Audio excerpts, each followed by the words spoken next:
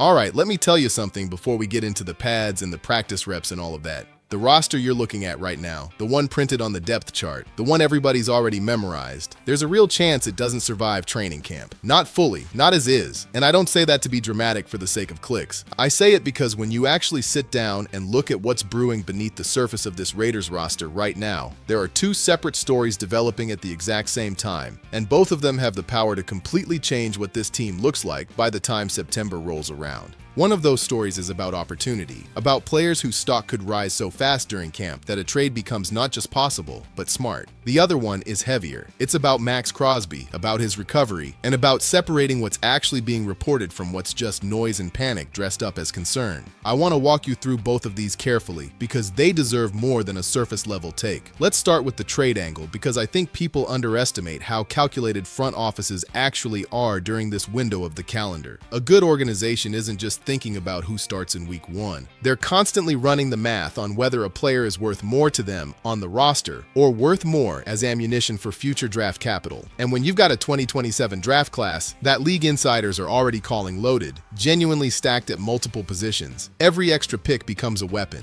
So if the right domino falls during camp, don't be shocked if the front office picks up the phone and starts making calls. This isn't speculation for the sake of speculation. This is just how modern roster building works. First name on my radar is Jackson Powers Johnson. Right now on paper, he's the guy penciled in at starting right guard heading into camp. But penciled in isn't the same as locked in, and that distinction matters a lot here. This is a make-or-break year for him. He's a former second-round investment now entering year 3, which in league terms means the leash gets shorter and the expectations get sharper. If he comes out and dominates these camp reps, this conversation ends immediately. He's the guy, case closed, no further debate necessary.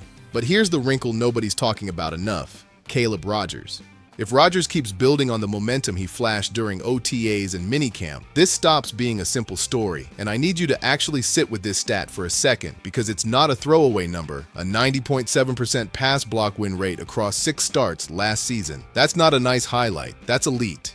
That's a number that tells you this guy isn't just filling a roster spot. He's genuinely fitting the zone blocking system Kubiak wants to run seamlessly. So if Rodgers wins that job outright and somewhere else in the league a team suddenly finds themselves desperate for guard help, Jackson Powers Johnson instantly becomes a real trade chip. Now personally, I want to see JPJ win this battle. I like his upside. But this coaching staff has made one thing abundantly clear from day one. Draft status means nothing here. Competition decides everything. No exceptions, no shortcuts, no sentimental favorites. Then there's Aiden O'Connell, and out of everyone on this list, his situation is the one that makes the cleanest football sense to me. Let's give the man his flowers first, because he's earned them. Every single time this organization has needed him, he's answered the call with professionalism. No complaints, no drama, no diva moments. He prepared like a starter every single week, regardless of what his role actually was. And that kind of quiet consistency matters more than people give it credit for. But we also have to be honest about where he sits on this depth chart. He is QB3, sitting behind both Cousins and Mendoza, and barring an absolute catastrophe, he's not seeing the field this season.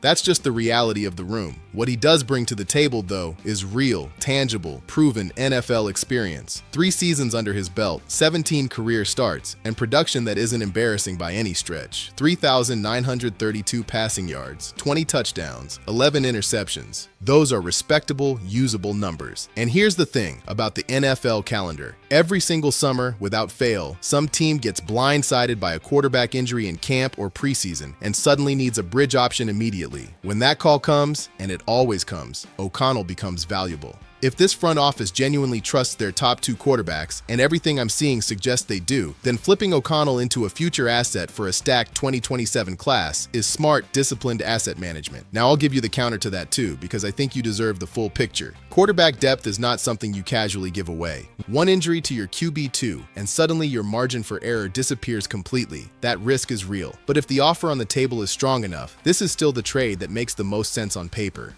And then there's Michael Mayer, and out of the 3 names I've mentioned, this is the one that genuinely pains me to even bring up. Because what he and Brock Bowers create together at tight end, when they're both on the field, is a legitimate matchup nightmare that most defensive coordinators around this league lose sleep over. But I have to be honest with you, instead of just telling you what sounds nice, Bowers is the focal point of this passing offense. full stop. Kubiak himself basically called him a football robot sent down from heaven. And when your own coordinator is talking about a player like that, you understand exactly where the priorities sit.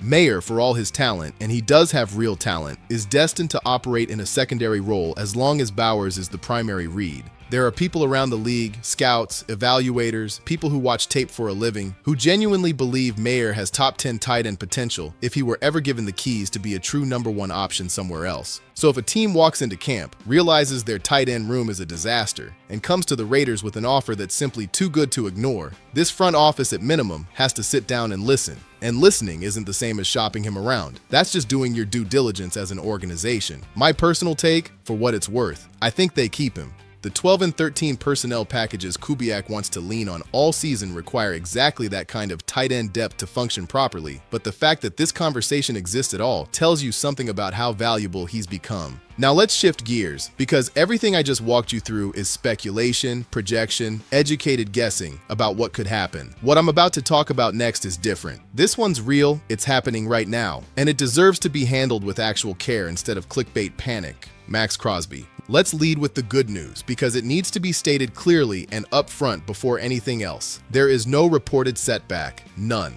The organization has continued expressing genuine confidence in how his recovery is trending. That's the foundation of this entire conversation, and I refuse to let anyone twist that into something scarier than it actually is. What the reporting does tell us is that these next several weeks are genuinely important. They're going to determine exactly how much Crosby is able to participate once camp officially opens, and whether he'll be fully game ready by the time the regular season kicks off in September. And look, I've talked to enough people who understand sports medicine to know this isn't as simple as he's cleared, he's fine. Recovering from knee surgery is genuinely unpredictable territory for edge rushers specifically, because think about what Crosby's entire game is built on. That explosive first step off the snap, the violent sudden changes of direction, the leverage he wins with, the relentless motor that never stops for 4 quarters. Every single one of those traits puts direct maximum stress on that knee, snap after snap after snap. So even once he's medically cleared to return, that doesn't automatically mean the explosiveness comes back instantly. Sometimes that extra gear takes real time to fully reappear, even in players who are otherwise completely healthy on paper.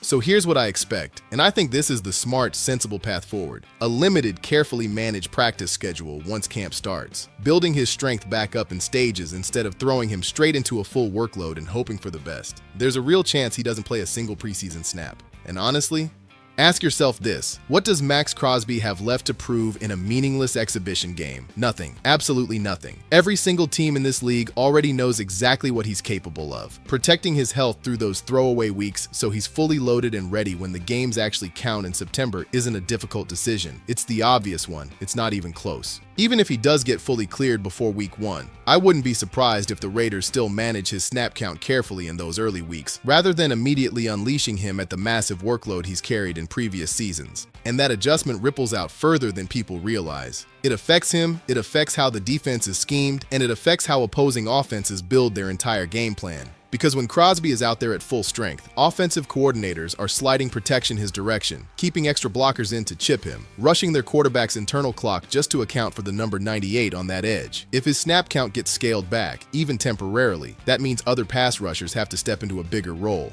And I'll say this, the flashes I've seen from Malcolm Kuntz and Byron Coward during minicamp give me some cautious optimism that they can contribute in a real way if called upon.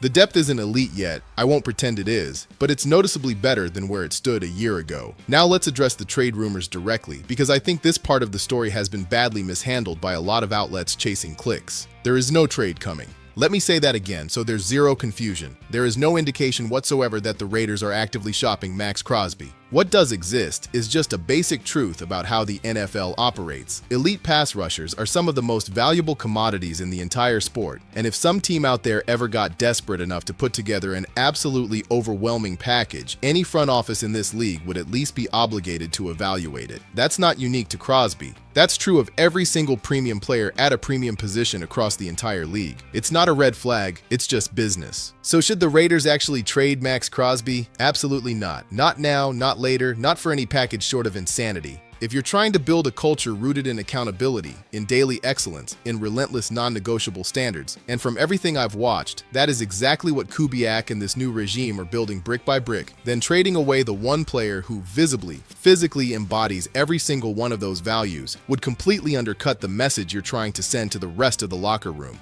Crosby isn't just this roster's best defensive player. He is the standard. He's the walking proof that the culture they're preaching actually means something real, not just words on a poster in the facility. You build your foundation around players like that. You don't sell them off. So here's where I land on both of these storylines, and I want you to really internalize this heading into camp. Training camp is going to compress an entire season's worth of storylines into just a few short, intense weeks. That right guard battle between Powers Johnson and Rodgers isn't just about who wins a starting job, it's about whether a legitimate trade opportunity opens up because of how that competition plays out. The O'Connell situation is going to resolve itself naturally, one way or another, depending entirely on whether a quarterback-needy team comes calling with an offer worth taking seriously. And Crosby's recovery over these next several weeks is genuinely going to determine just how dangerous this defense has the potential to be in 2026. There's a different energy around this organization than there was a year ago. I feel it, and I think a lot of you feel it too.